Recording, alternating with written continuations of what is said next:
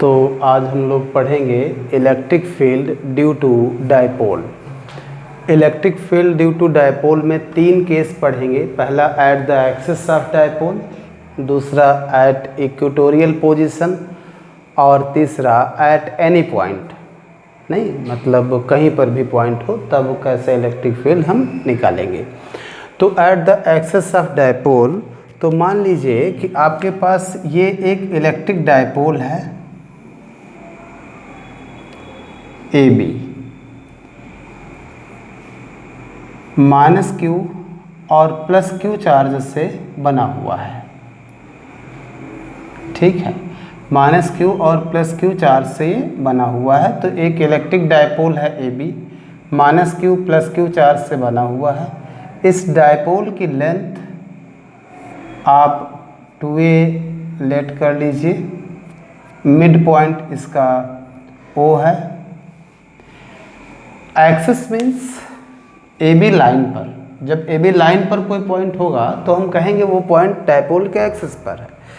मान लीजिए आपके पास एक पॉइंट है, एक्सिस पर ही है पॉइंट, यहाँ पर P पॉइंट है और ये इसके मिड पॉइंट से R डिस्टेंस पर है और इस P पॉइंट पर आपको इस डायपोल के कारण इलेक्ट्रिक फील्ड इंटेंसिटी बतानी है।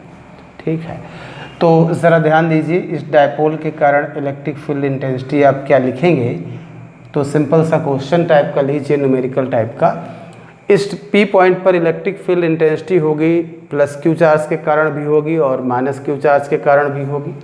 प्लस क्यू चार्ज के कारण जब इलेक्ट्रिक फील्ड इंटेंसिटी आप लिखेंगे तो आपको इससे डिस्टेंस चाहिए।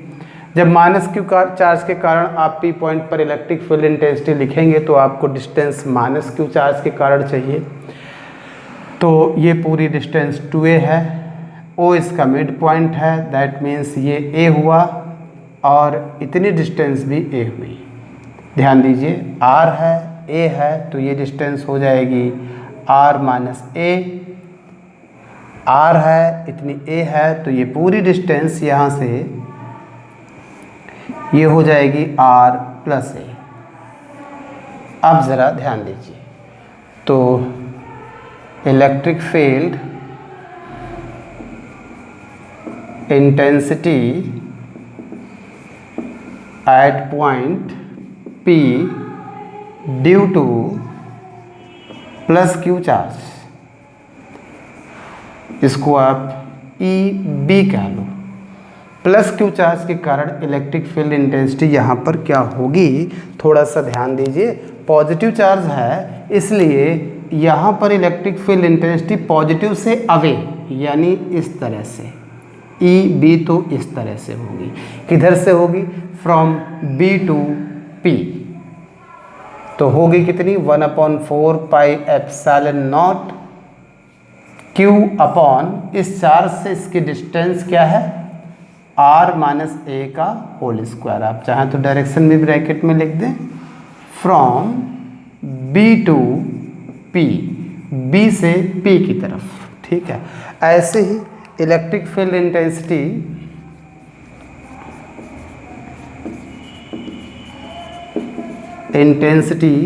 Eight point P due to minus Q charge,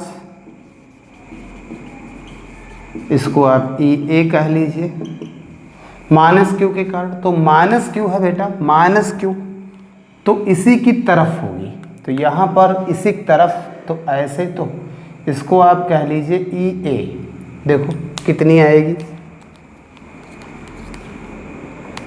1/4 pi epsilon naught क्या, Q अपॉन डिस्टेंस यहाँ से P पॉइंट की क्या हो जाएगी, R प्लस A का whole square. Equation second. Equation first, direction देखिए क्या होगा, from P to A, P से A की तरफ या P से B की तरफ, जो भी, दोनों सही है, from P to A। Okay, अब बच्चे देखिए ये दोनों इलेक्ट्रिक फील्ड क्या है, अपोजिट डायरेक्शन ये दोनों इलेक्ट्रिक फील्ड क्या है, अपोजिट डायरेक्शन में है। तो नेट निकालने के लिए आप माइनस करेंगे। जब कभी नेट निकालते हैं अपोजिट डायरेक्शन में इलेक्ट्रिक फील्ड हैं तो माइनस करते हैं, तो किससे किसको माइनस करते हैं, ज़्यादा से कम वाला माइनस करते हैं। तो आप पहले तो सबसे ये सोचिए ये ज़्यादा है या ए बी ज़्यादा है, तो यहाँ कम से डिवाइड कर रहे हो। जब किसी चीज़ को कम से डिवाइड करते हैं तो ज़्यादा आता है। जैसे 10 है, इसको 2 से डिवाइड करो, इसको 5 से डिवाइड करो, तो कम से डिवाइड करोगे तो ये ज़्यादा आएगा। तो ई बी ज़्यादा है, ई बी ज़्यादा है ए से, इसलिए net electric field intensity at point P E is equal to ज़्यादा वाला माइनस कम वाला। ठीक है बेटा, वैल्यू डाल देंगे, जो कॉमन आ रहा होगा उसको हम कॉमन लेंगे और एलसीएम लेके आराम से सॉल्व करेंगे। देखो बेटा, तो क्या आएगा, ए और ए बी की वैल्यू डाल दीजिए।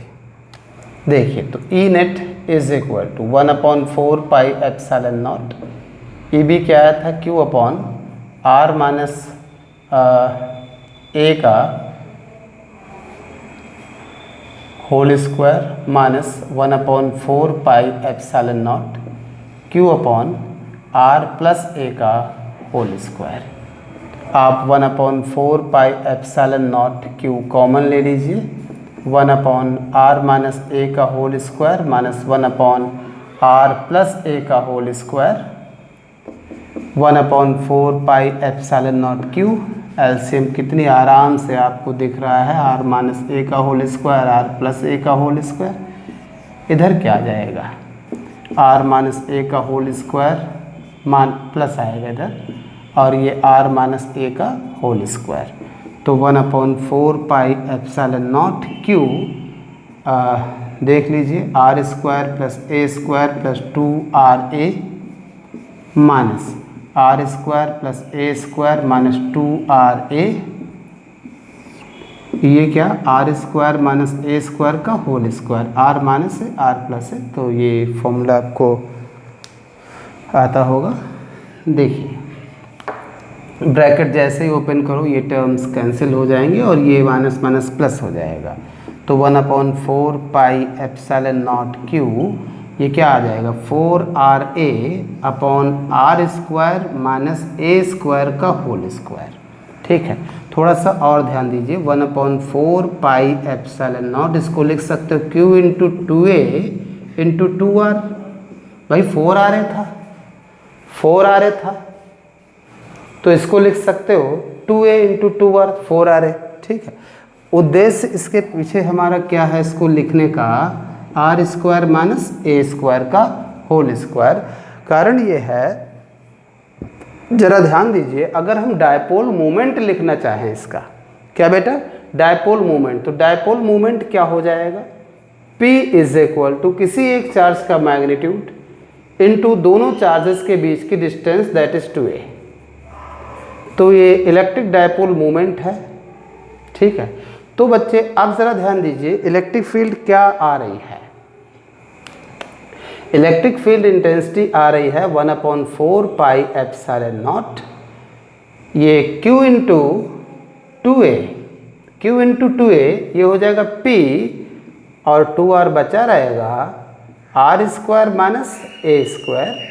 तो electric field is equal to 1/4 pi epsilon not 2pr upon are square minus A square का होल स्क्वायर। ठीक है, तो ये electric field intensity due to dipole at the axis आ गई है। ठीक है, अब ज़रा एक स्पेशल केस भी बच्चे इसका बहुत इम्पॉर्टेंट है, वो भी आप देखें कि अगर डायपोल बहुत छोटा हो तो क्या होगा।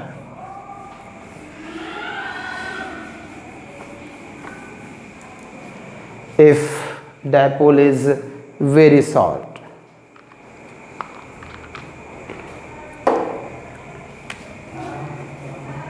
if dipole is very short, important proof है बोर्ड के लिए, रिजल्ट न्यूमेरिकल के लिए इम्पोर्टेंट है। तो बहुत छोटा डायपोल हो, ये बहुत छोटा हो, तो ये a वगैरह क्या 2a बहुत छोटा हो जाएगा, 2a छोटा हो जाएगा तो a भी छोटा हो जाएगा। किसके रेस्पेक्ट में छोटा हो जाएगा, दो ही तो इसमें डिस्टेंसेस हैं, a और r। जब a बहुत छोटा तो किसके रेस्पेक्ट में, r के रेस्पेक्ट में। बहुत छोटा हो a, बहुत छोटा हो किससे, आर से।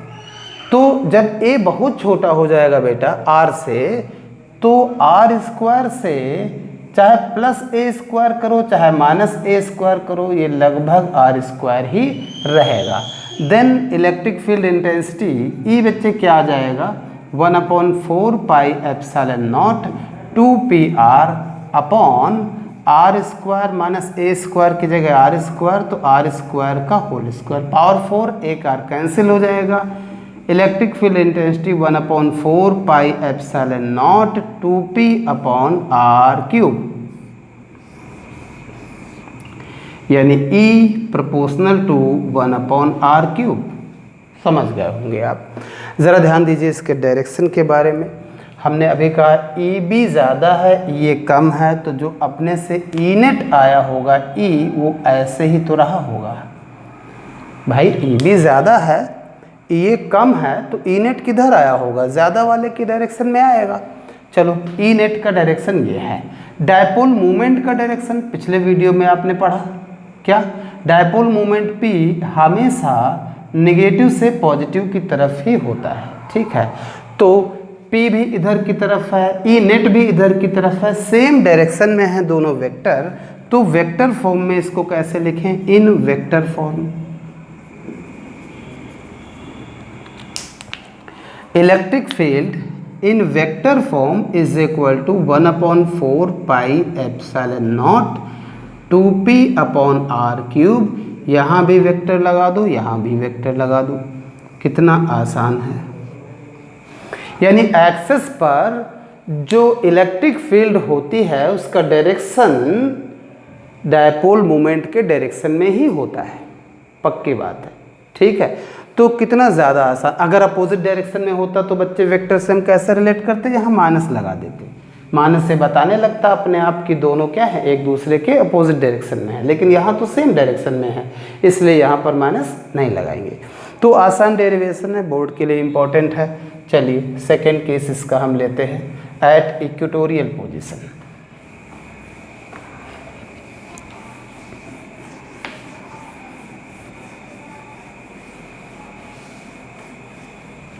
देखो बेटा केस सेकेंड,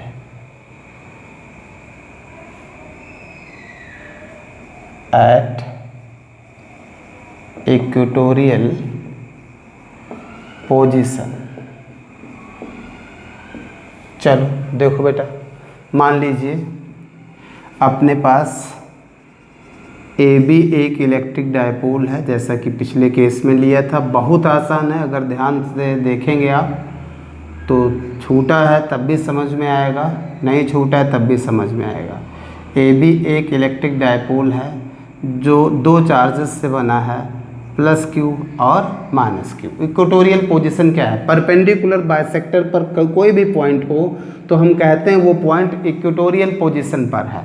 मान लीजिए डायपोल की लेंथ कुछ भी 2a 2l कुछ भी, आप 2l ले लो, अगर बुक्स में 2l लिखा है तो ठीक है 2l वाला समझ लो। मान लो इसका मिड पॉइंट O है, जब बेटा O इसका मिड पॉइंट है तो आप इतना तो समझते ही हैं कि ये L हो जाएगा, ये भी क्या हो जाएगा, L हो जाएगा।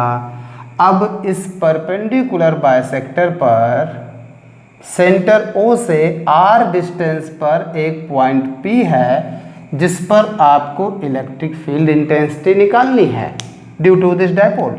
तो बच्चे ज़रा ध्यान दीजिए, इस P पॉइंट पर इलेक्ट्रिक फील्ड इंटेंसिटी दो तरह के चार्जेस के कारण होगी, due to plus Q charge, due to minus Q charge. तो due to plus Q charge, तो प्लस Q और इस P पॉइंट को डॉटेड लाइन से आप मिला दें, इसको भी आप डॉटेड लाइन से मिला दें, ठीक है। अब प्लस Q चार्ज, पहली बात तो L है R है, तो इस प्लस Q चार्ज की डिस्टेंस P पॉइंट से पाइथागोरस थ्योरम से क्या आएगी बच्चे, R square plus L square. इसकी भी पाइथागोरस थ्योरम से वैल्यू क्या आ जाएगी बच्चे, square root of R square plus L square. कितना आसान है। अब देखिए प्लस Q पॉजिटिव है बेटा, तो इलेक्ट्रिक फील्ड इंटेंसिटी किधर होगी, अवे, इसको आप कह लीजिए EA। निगेटिव है तो इलेक्ट्रिक फील्ड इंटेंसिटी क्या होगी, टूवर्ड्स, इसको आप कह लीजिए ई बी। ठीक है, चलो पहले हम थोड़ा सा लिख लेते हैं। तो electric field intensity at point P due to plus Q charge,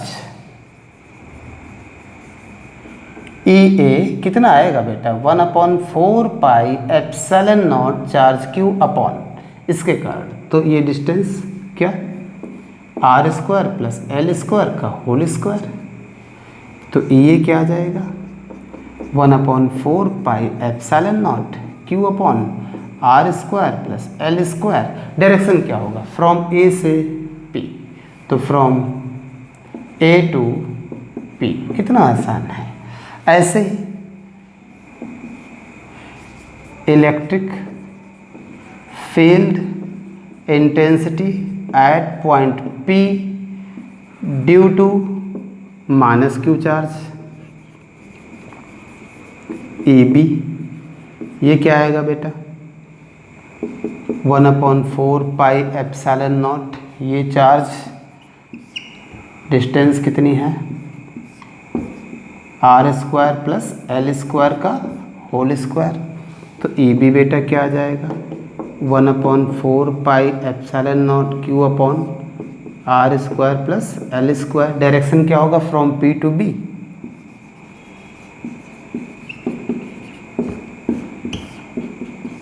और देखो बच्चे इक्वेशन फर्स्ट और इक्वेशन सेकेंड से तुमको क्या लग रहा है बताओ। From equation first and second A और ए बी दोनों सेम हैं और कितने हैं बेटा 1/4 pi epsilon not Q upon are square plus L square. ठीक है, तो बड़ा आसान सा था, अभी तक तो मैंने कुछ खास नहीं किया है। ठीक है, अब बच्चे ये है ई बी, ये है सेम डायरेक्शन में होते तो ई नेट के लिए प्लस कर देते, अपोजिट डायरेक्शन में होते तो क्या कर देते माइनस कर देते। ये तो भैया ना सेम डायरेक्शन में है ना अपोजिट डायरेक्शन में, तो क्या हुआ कोई दिक्कत वाली बात नहीं। इस डॉटेड लाइन को आप आगे बढ़ा दीजिए। ये चलो ये अलग से डायग्राम बनाएंगे, आपको और समझ में आएगा। एक पैरेललोग्राम कंप्लीट करिए आप, इसके पैरेलल ये और उसके पैरेलल यहाँ से एक पैरेललोग्राम आप कंप्लीट कर लीजिए। ये देखो पैरेललोग्राम हमने कंप्लीट कर लिया। नहीं ये जो होगा ये बच्चे इन दोनों के नेट को दिखाएगा ई। अलग से डायग्राम बनाते हैं, जरा ध्यान दो बेटा। इधर तो है ए बी, इधर तो है ई ए। एक हॉरिजॉन्टल लाइन ड्रॉ कर लीजिए ऐसे, एक वर्टिकल लाइन ड्रॉ। बहुत आसान है, आप लोग थोड़ा सा जिन बच्चों का छूट गया है पहली बार पढ़ रहा है वो समझें, फिर रफ पर लिख के रिवाइज करें आगे।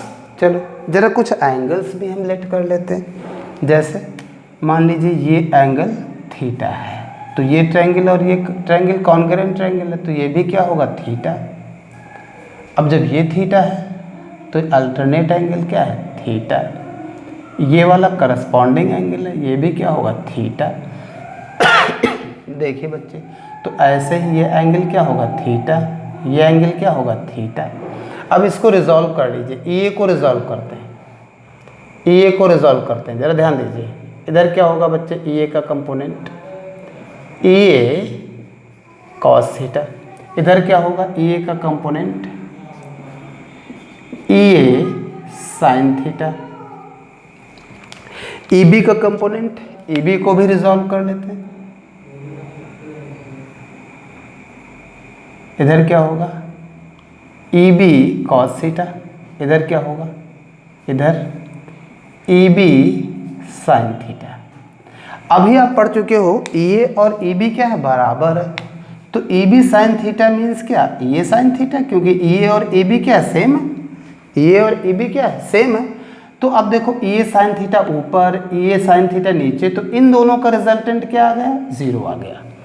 अच्छा ई नेट के लिए अब क्या करें, देखो ये दोनों सेम डायरेक्शन में है, इसलिए net electric field intensity net electric field intensity at point P E is equal to क्या आएगा बच्चे, E cos theta plus EB cos theta, E cos theta, EB की जगह हम EA पुट कर सकते हैं, तो EB की जगह EA, तो EA cos थीटा, ये बेटा क्या आ रहा है 2EA cos थीटा, ये E नेट आ गया, इधर की तरफ होगा E नेट, E 2 ये कितना 1/4 पाई एप्सिलॉन नॉट, देखो Q upon R square plus L square cos theta, इस ट्रायंगल में बेटा देखो कॉस थीटा L अपॉन ये L upon square root of R square plus L square. कितनी आसान डेरिवेशन है बेटा, केवल आप देखिए समझिए, और फिर अगर पहली बार पढ़ रहा हो तो रफ पर लिख के रिवाइज कर लेना, इम्पॉर्टेंट है। देखो थोड़ा सा इस रिजल्ट को हम और आगे बढ़ाते हैं, तो E इज इक्वल टू क्या आ जाएगा 1/4 pi epsilon not Q into 2L, Q into 2L, और क्या आएगा बच्चे R square plus L square, क्या ये तो पावर 1 है, ये पावर हाफ है, ऐड करोगे तो 3/2। अब आपको मालूम है डायपोल मोमेंट क्या होगा, Q इंटू 2L, सीधी सी डिफिनेशन है, किसी एक चार्ज का मैग्नीट्यूड इंटू दोनों चार्जेस के बीच की डिस्टेंस, तो E बेटा क्या आ जाएगा 1/4 pi epsilon naught P upon R square plus L square की पावर 3/2। कितना बढ़िया रिजल्ट है, देखिए।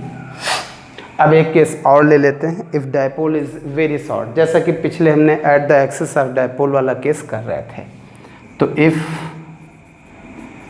डायपोल इज़ वेरी शॉर्ट, अगर बेटा डायपोल बहुत छोटा होगा तो 2L बहुत छोटा, 2L बहुत छोटा तो L बहुत छोटा, किसके रेस्पेक्ट में छोटा, R के रेस्पेक्ट में छोटा, यानी R और L को कंपेयर करें तो ये बहुत बड़ा है। अब बहुत बड़ा है R L के रेस्पेक्ट में, तो R square plus L square करो या माइनस L स्क्वायर करो, ये रहेगा लगभग R स्क्वायर ही इस केस में। देन बेटा E क्या हो जाएगा, E हो जाएगा 1/4 pi epsilon naught P upon, इसकी जगह R स्क्वायर रख दो, पावर 3/2, 2 तो कैंसिल हो जाएगा, E is equal to 1/4 pi epsilon naught P upon R cube. देखो पिछले केस में क्या आया था बेटा 2P अपॉन R क्यूब, इस बार क्या आ रहा है E upon P upon R cube, पहले तो क्या था 2P, ठीक है। अगर इसको हम वेक्टर फॉर्म में लिखने की कोशिश करें तो, अगर हम इसको वेक्टर फॉर्म में लिखने की कोशिश करें तो, इन वेक्टर फॉर्म, इन वेक्टर फॉर्म, अगर इसको वेक्टर फॉर्म में लिखने की कोशिश करें तो देखो E नेट आया किधर है, ऐसे आया है। मैं जरा डायपोल मूवमेंट देखो किधर से किधर होता है बच्चे, डायपोल मूवमेंट तो हमेशा किधर से किधर, नेगेटिव से पॉजिटिव चार्ज की तरफ, वो तो ऐसे होगा, ये है ऐसे। तो बेटा डायपोल मूवमेंट इधर है, E नेट इधर है, तो ये तो बिल्कुल अपोजिट डायरेक्शन में है। तब तो आप समझ गए होंगे E कितना 1/4 pi epsilon naught P upon R cube. Opposite direction में है तो वेक्टर फॉर्म में बदलने के लिए आपको क्या करना पड़ेगा, वेक्टर का साइन लगा तो दें, बट यहाँ माइनस भी लेना पड़ेगा। ये माइनस ये बताता है कि इस केस में इलेक्ट्रिक फील्ड का डायरेक्शन डायपोल मोमेंट के अपोजिट डायरेक्शन में होगा, ठीक है।